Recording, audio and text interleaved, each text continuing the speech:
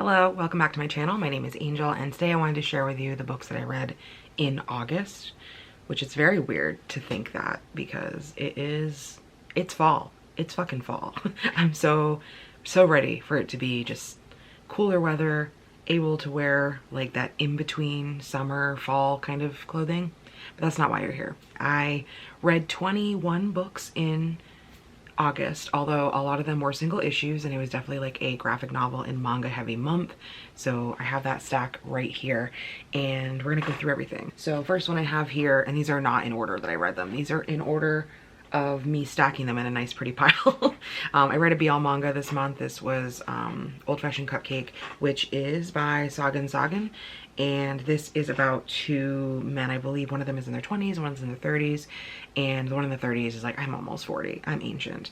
And has really resolved to not get into a relationship and just kind of be very stagnant in life, even in work and stuff like that.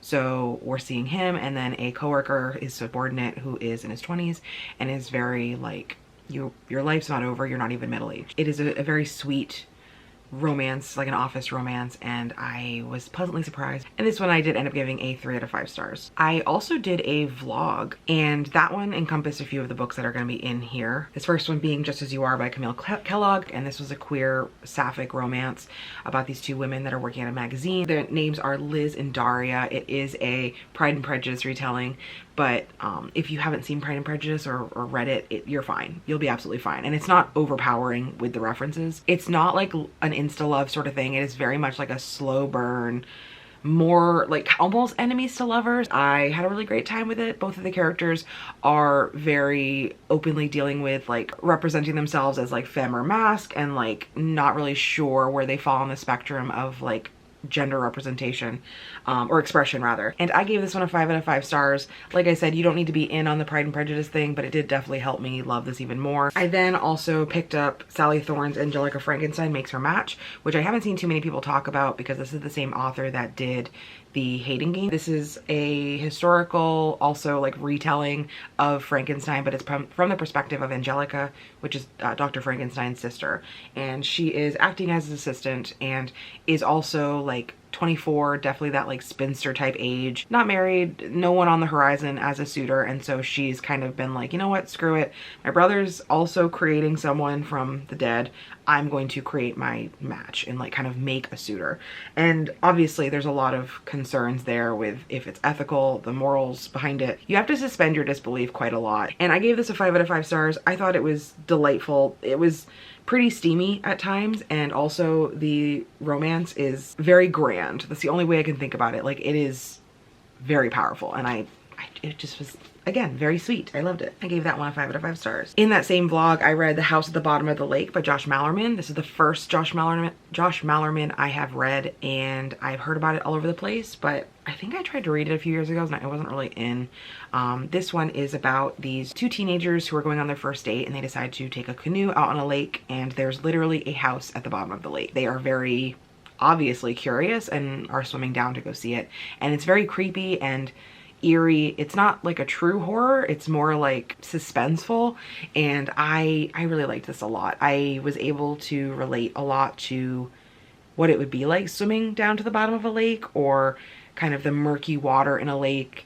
I talked about it a little bit more fluently in my vlog. The ambiance was great, the environment was great, and it was well described, and I'm very much a fan of this author's writing. Like, this wasn't told very elaborately, it was kind of simple, and I loved it. It left a lot of like moments for you to kind of sit in it. And I gave this one a 4 out of 5 stars. Definitely interested in picking up more by this author. I do have I have Pearl right there on my shelf, so I'm curious if I might like other things by this author. Before we hop into all the graphic novels and manga, I did have a few other things that I read this month that were digital in some respect. So I read Honeymoon Crashers by Christina Lauren. This one was I think it was a sequel to this other book by Christina Lauren, which I think I gave a pretty high rating. I really enjoyed it. This one was only available as an audiobook, and there are a lot of different people voicing everything, and it had its good and its bad moments, but they created like some ambiance too, with like dishes clattering and like music, and it was kind of interesting. But I will say it made some of the jokes a little too cheesy for me. It felt more like it was acted out like a play than someone reading an audiobook to you. You know what I mean? So I gave this a 3 out of 5 stars. I don't think it had anything to do with the story not being there for me. I think it had to do with the format. So I'm still like into Christina Lauren, and I like their writing, but I think that this one was kind of like a pass for me. I also read The Ritual by Chantal Tessier. This was one of the ones that was doing the rounds on Book Talk for a bit, and I was obviously very intrigued because I wanted to see why everyone was so excited. It is touted as like a dark romance book about this couple. One of them is in this group called the Lords, and it's like a cult, and it is very ritualistic, and there's a lot of weird traditions that they have to uphold. The Lord character, the person that's in this cult in college, is assigned to actually like date and then eventually just have whatever sexual relations or whatever with this other female character, and then they develop a relationship. But it is extremely dark, and there's a lot of like it's not what like TikTok usually calls spicy. Like it's legitimately like there's a lot of erotica type scenes in here. I still give it a 3 out of 5 stars. I think I don't want to continue, at least right now, with this series because I actually grew to like these characters. I don't know if I would enjoy other characters. I also read another, this is a graphic novel, but I read it and I don't have it anymore. I read Killing Stalking Volume 1, which is another graphic novel manga. I think it's a manhwa that was doing the rounds on Book Talk, and I see it all over the place at Barnes & Noble. And knowing that, I am a bit disturbed. I've read some of your reviews, and as someone who likes dark romance and likes some of these different types of romance, I would not sell this as a BL manga. Like that's what it's touted as. It's a BL manga, when in reality it's a manga about a man who is obsessed with another man and stalks him and then ends up kidnapped by that man and tortured. And it's just, it's very dark. It's too much for me. So I gave it a 2 out of 5 stars. I also read The Fine Print by Lauren Asher. It's another Book Talk favorite. There's a few books, and I'm again going to continue with this series. Imagine if you got your dream job at Disney, which I don't have a dream job at Disney, and then you have to work with the CEO, and you fall in love, and then things happen because it's like a very intense romance. Book with a lot of smut. The romance was a little too, like I read reviews too, and they said it was a little too insta-lovey, which I agree with. And it was funny, like the sex scenes were fine. The romance was just okay, but I actually really enjoyed the aspect of revamping the rides and coming up with all these ideas and like the office part of it. I really enjoyed that, and it might just be because I'm a nerd, but that was kind of cool. So I did give this 3 out of 5 stars, and like I said, I'm going to continue with the series. I also read You Shouldn't Have Come Here by Geneva Rose, and this was another arc from Libro FM, so an audiobook, and it is about this woman who gets an Airbnb, I think in Wyoming. She's going there for I think like a week and a half or 2 weeks, and she just wants to get away. She's usually living in New York City, and she needed a change of pace, and she is staying at this like ranch farm kind of place where she's only like taking up a room, and then like the actual person that owns it and lives there is acting as a host, and so he offers food and stuff, but like she can just come and go as she pleases.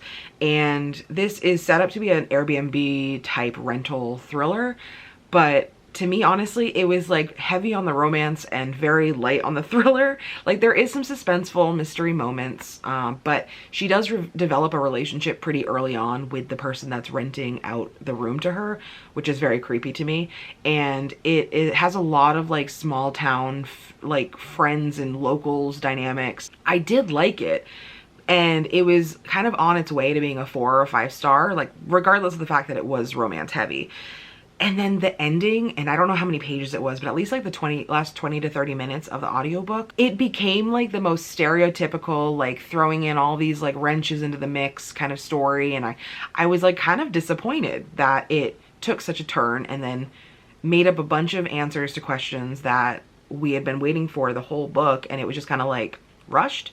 So I wasn't very happy with that. It got a 3-star, and I'm interested in seeing what else this author either has written or is going to write, but I think that they kind of shot themselves in the foot with that last few chapters there. Moving on to the rest of the stuff, which is mostly the stack here, and one other one that I don't have right now, which was Megumi Tsugumi Volume 3. This is a Omegaverse BL manga, and so if you want to go look up what Omegaverse means, you are welcome to, but I won't discuss it here because I'll probably get my video taken down. It's getting a bit repetitive, and it's also the fact that these are teenagers, so it's getting a little gratuitous. Probably not going to continue the series because it just seems like it just keeps going in the same direction. Way of the House Husband Volume 10, I gave this a 4 to 5 stars. I think I mentioned it in my vlog, but they are getting pretty repetitive. Like, there's really not like an engaging specific moment in here that I could be like, oh my god, that was the best. In the video where I read this, I had mentioned offhandedly like, oh, I should get a tattoo of him. Well, I do have a tattoo appointment in December in which I'm going to be getting him in this configuration. So that was funny. Yeah, anyways, it was good. I also read the new Junji Ito, which is the Soichi short story collection. Again, got a little repetitive because the Soichi stories, Soichi is this very like crazed, weird, creepy character that's in a bunch of other short stories, interspersed even with like like Soichi featured stuff. If you are someone who doesn't read a lot of his stuff, you probably will be like, oh crap, this is great. But for me, I was like, oh my god, I'm so sick of this weird little boy. But I did give this one a 3 to 5 stars because again, it was a lot of the same stuff, which is fine, but eh. And then we have some single issue things here that I read, which I won't dwell on too long. But there was Dinosaurs Attack issue number 1. I read this because dinosaurs, it says 1 of 3, but I don't think it was actually ever finished in single issues. I think you have to buy like a full volume to get them all. And I gave that one a 3 to 5 stars. I also read these Jurassic Park comics that Jose found for me at his work. So there was volume 1, which I have 2 covers for. And they come with these like collectible cards, which I do collect. I gave number 1 a 5. Actually, I gave all these 5 out of 5 stars. But I'll just show you because obviously Jurassic Park. Volume number 2. There's probably multiples of all of these. Volume number 3, or issue number 3. And issue number 4. And they were literally just a graphic novel of the movie. And it was more attuned to how things were, I think, in the book, but with the movie representations of people. And then I also found Ray Bradbury's I don't even know what this was called. It's just a special all dinosaur issue, and I gave this a 4 to 5 stars because it was very good. I believe it was I think this one actually is A Sound of Thunder, which is the movie where they go back into the past and you can't disrupt anything, but you can do like this big game hunting thing where you can kill a dinosaur or whatever, but it's all pre-planned. So you can't step off of this like bridge, but the characters step off the bridge and they step on a butterfly. They come back into the present and everything's different. So that's the plot of this and of A Sound of Thunder. So that's what this is based off of. I gave it a 4 out of 5 stars, and it was great. And then 2 more here. I have, you know what? We're probably gonna blur this, but Red Room, and I'm gonna take it off the screen immediately. This is Red Room, the Antisocial Network, and it is, if I talked about it at all, it's similar to Lovesick, but more gory, kind of dark web part of the internet where people pay to see people murdered on the internet. It's all very dark, so like don't be surprised, but it's talking about almost like these different snuff film networks that are like trying to find the best way to get internet like viewer engagement and better views and people watching longer and tipping. Interesting and not as graphic as I thought it would be because if I can show a little bit, let me find a non-disgusting page. I can show you this one. It's all like in black and white. Like the red is there, but the rest of it's all like this black and beige rather. It's an artwork style that I really enjoy and typically give these books good ratings, but this one, aside from the format being kind of obnoxious, it's very long, and sometimes you are reading it the normal way, sometimes you're reading it the long way. Like I don't having a book to read that way is a little obnoxious. I gave this a 3 out of 5 stars because I just wasn't pulled in. It was very 2020 focused. Like it felt like and I think it came out before 2020, but it felt like a very interesting lens into how quickly misinformation can spread on the internet and how quickly people like rally either positively or negatively to get their version of the truth. But I think like I'm more excited for the next David Rabin that I can find. Framing will be a little different because I'm filming this after I already filmed the whole video, but I did read one other book. So if anybody was checking my math, that's what happened. I also beta read Bear's new book. Oh my God, I'm so excited. Which is All the Dead Things. And this cover is beautiful, gorgeous. I loved it so much. And I gave this one a 5 out of 5 stars. So yeah, that's everything that I read in August. I hope you enjoyed. Let me know down below if you read any of these books or if you're interested in anything. Also, let me know if you've read any of these like book talk kind of big books, because they seem to be hit or miss for me. Like while I enjoyed the 2 romance, they were also not like the best thing I've ever read. They were just kind of okay. So I feel like I said that a lot this month. They were just kind of okay. It's one of those months, but thank you again for watching and I will see you in the next video. Bye.